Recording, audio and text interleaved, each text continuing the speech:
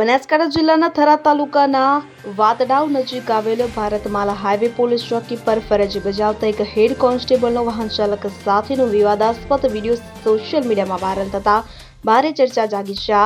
Viral વિડીયોમાં head constable દ્વારા વાહન ચાલક સાથે મારપીટ કરવામાં આવી હોવાના આક્ષેપો સામે આવ્યા છે.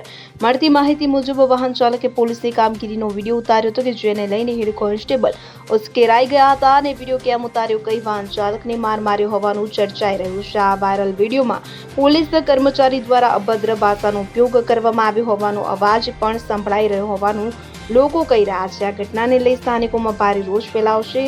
કાયદાનું રક્ષણ કરનાર પોલીસ જ કાયદો હાથમાં લેતી હોવાના આક્ષેપો સાથે લોકો સોશિયલ મીડિયામાં પ્રતિક્રિયાઓ આપી રહ્યા છે તો રક્ષક જ ભક્ષક બન્યા જેવી ટિપ્પણીઓ પણ જોવા મળી રહી છે. આ સમગ્ર ઘટનાનો વિડીયો વાયરલ થતા ગુજરાત પોલીસ તેમજ થરાદ પોલીસની છબી પર પણ સવાલ ઉભા થયા છે. હવે જિલ્લા પોલીસ વડા દ્વારા સમગ્ર મામલે તપાસ હાથ ધરી સંબંધિત હેડ કોન્સ્ટેબલ સામે શું કાર્યવાહી કરવામાં આવે છે તે તરફ લોકોની નજર મંડરાઈ છે.